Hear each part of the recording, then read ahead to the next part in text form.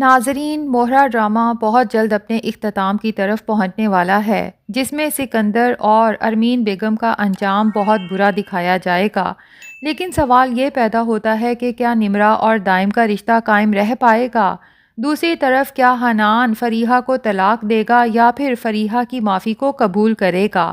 آج کے ریویو میں ہم یہ سب تفصیل سے ڈسکس کرنے والے ہیں۔ ڈاکٹر جب نمرہ کی پریگنینسی کی رپورٹ اس کے گھر والوں کو دکھاتی ہے تو کسی کو بھی اس رپورٹ پر یقین نہیں آتا، جبکہ ریحان اور اس کی ماں تو خاصے پریشان نظر آتے ہیں کہ یہ کیا، ہمارے ساتھ اتنا بڑا دھوکہ ہونے جا رہا تھا۔ لیکن ارمین بیگم کو لگتا ہے کہ شاید یہ سب نمرہ کا کھیل ہے، وہ بھی اس شادی کو رکوانے کے لیے۔ تو ارمین بیگم ریحان اور اس کی ماں کو یقین دلانے کی کوشش کرتی ہیں کہ ڈاکٹر جھوٹ بول رہی ہے، میری بیٹی کو بدنام کرنے کی کوشش کر رہی ہے، کیونکہ ایسا کچھ بھی نہیں ہے، جس پہ ڈاکٹر کہتی ہے کہ یہ رپورٹ 100% سچی ہے، اگر آپ چاہیں تو کہیں سے بھی اس کو ویریفائی کروا سکتے ہیں۔ شادی پہ آئے تمام مہمان جب یہ سب سنتے ہیں تو طرح طرح کی چہمگوئیاں شروع ہو جاتی ہیں۔ ہمدانی فیملی کی برسوں کمائی ہوئی عزت ایک پل میں خاک میں مل جاتی ہے۔ اب سب لوگ اپنے گھروں کو چل دیتے ہیں اور ہمدانی فیملی بھی جب اپنے گھر پہنچتی ہے تو نمرہ اس بدنامی پہ پریشان بھی ہوتی ہے، لیکن دل میں اس بات پر مطمئن بھی ہوتی ہے کہ وہ نکاح پر نکاح کرنے جیسے جرم سے بچ گئی۔ دوسری طرف حمزہ علیزے سے کہتا ہے کہ مجھے تو ابھی تک یقین نہیں آ رہا کہ میری بہن نمرہ اتنا بڑا قدم اٹھا سکتی ہے، جبکہ دوسری طرف ارمین بیگم نمرہ پہ جا کے خوب چیختی چلاتی ہے کہ تم نے ہمیں کہیں منہ دکھانے کے قابل نہیں چھوڑا۔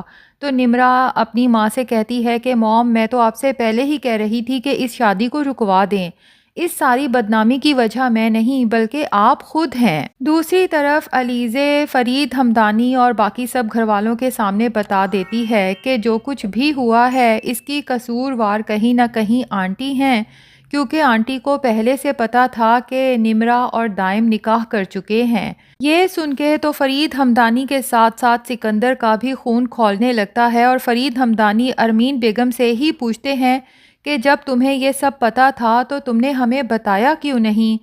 ارمین بیگم کہتی ہیں کہ دراصل میں اپنی بیٹی کا فائدہ سوچ رہی تھی، میں نے سوچا ایک دفعہ نمرہ اور ریحان کا نکاح ہو جائے، نمرہ یہاں سے آؤٹ آف کنٹری شفٹ ہو جائے تو دائم سے بعد میں نپٹ لیں گے۔ لیکن حمزہ کہتا ہے کہ موم، اگر ایسا تھا تو آپ کو پہلے ہی اعتماد میں لے کے ہمیں یہ سب بتانا چاہیے تھا تاکہ ہم بروقت کوئی حل نکال سکتے۔ اب فرید ہمدانی تو بضد ہیں کہ فوراً اس لڑکے کو یہاں بلاؤ تاکہ نمرہ اور اس کی طلاق ہو سکے۔ تو علیزے کہتی ہے کہ انکل، یہ سب ممکن نہیں، کیونکہ نمرہ پریگننٹ ہے اور پریگنینسی میں طلاق نہیں ہو سکتی۔ یہ سن کے سکندر کا خون کھولنے لگتا ہے اور وہ کہتا ہے کہ ٹھیک ہے، اگر طلاق نہیں ہو سکتی تو میں اپنے ہاتھوں سے اس لڑکے کو ختم تو کر سکتا ہوں نا۔ اور یوں سکندر غصے سے دائم کو تلاش کرنے کے لیے گھر سے نکلتا ہے، نمرہ سے اس کا ایڈریس پوچھتا ہے، لیکن نمرہ کا دل جیسے کسی نے مٹھی میں بھینچ لیا ہو۔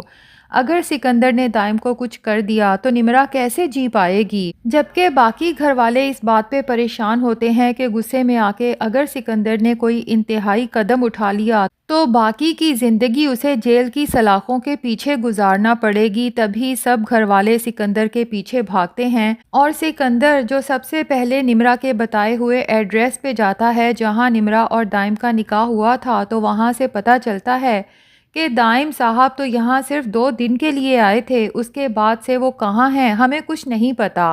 سکندر کا سارا غصہ چوکی دار پہ نکلتا ہے تو چوکی دار یہاں پر تو یوں لگتا ہے جیسے اپنی جان بچانے کے لیے سکندر کو بتاتا ہے کہ دائم کا ایک دوست ہے، میں آپ کو اس کے گھر تک لے جا سکتا ہوں۔ حالانکہ یہ سب تو دائم اور علیزے کی پری پلاننگ تھی، تو اس کے لیے بیچارے چوکی دار کو مار بلا وجہ ہی پڑ گئی۔ بہرحال جب یہ سب لوگ چوکی دار کے بتائے ہوئے ایڈریس پہ پہنچتے ہیں تو سکندر کو سب کچھ یاد آنے لگتا ہے۔ یہ تو وہی گھر ہے جو میں نے کچھ دن کرائے پہ لیا تھا جب میں نے انوشے سے اپنے تھپڑ کا بدلہ لینے کے لیے نکاح کیا تھا، اور پھر اگلے دن نکاح نامے کو جلا کے انوشے کو گھر سے نکال دیا تھا۔ سکندر اندر داخل ہوتا ہے، گھر سجا ہوا ہوتا ہے ٹھیک اسی طرح جس طرح سکندر نے انوشے کے لیے گھر کو سجایا تھا۔ جب یہ لوگ مزید آگے بڑھتے ہیں تو سامنے دائم کھڑا نظر آتا ہے جو تالیاں بجاتے ہوئے ان لوگوں کو ویلکم کرتا ہے اور کہتا ہے کہ آپ لوگ تو جلدی آ گئے،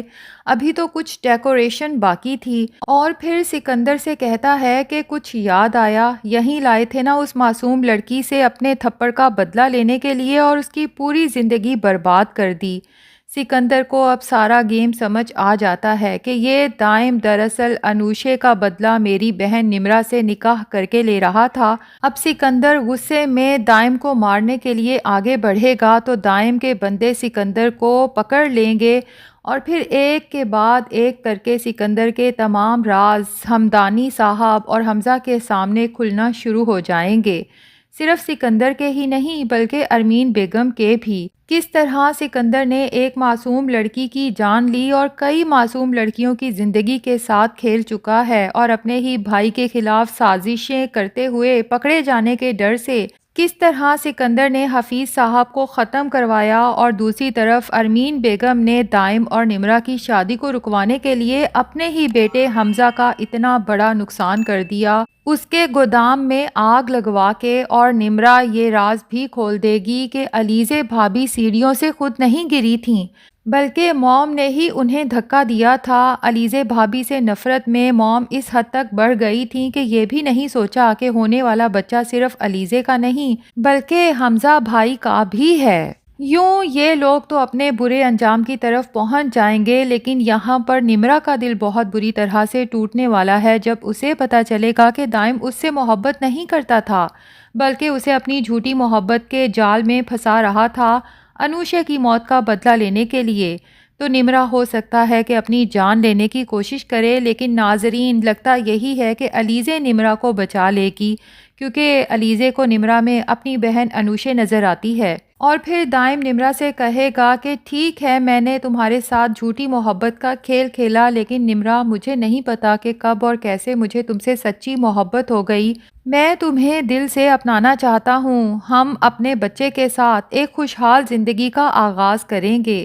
دوسری طرف فریحہ نے جس طرح حنان کی منت سماجت کی اس کے پاؤں پڑ گئی۔ شائستہ بیگم کا دل پسیج جاتا ہے، اپنے بیٹے حنان سے کہتی ہیں کہ ہمیں فریحہ کو کم سے کم ایک موقع تو اور دینا چاہیے، جس پہ حنان حیران ہوتا ہے کہ امی آپ کے ساتھ اس لڑکی نے اتنا برا کیا، اس کے باوجود آپ اس کے لیے اتنا اچھا سوچ رہی ہیں۔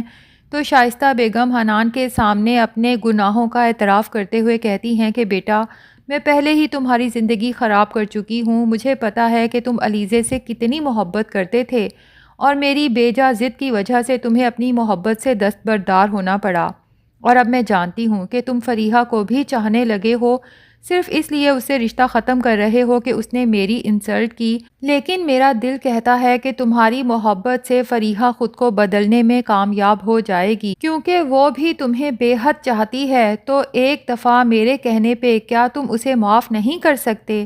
حنان اپنی ماں کی بات کبھی ٹال ہی نہیں سکتا، تبھی ان کے کہنے پہ فریحہ کو نہ صرف معاف کر دے گا بلکہ اسے دل و جان سے اپنا بھی لے گا۔ تو ناظرین حنان اور فریحہ کی سٹوری کا اینڈ تو بہت ہیپی ہونے والا ہے۔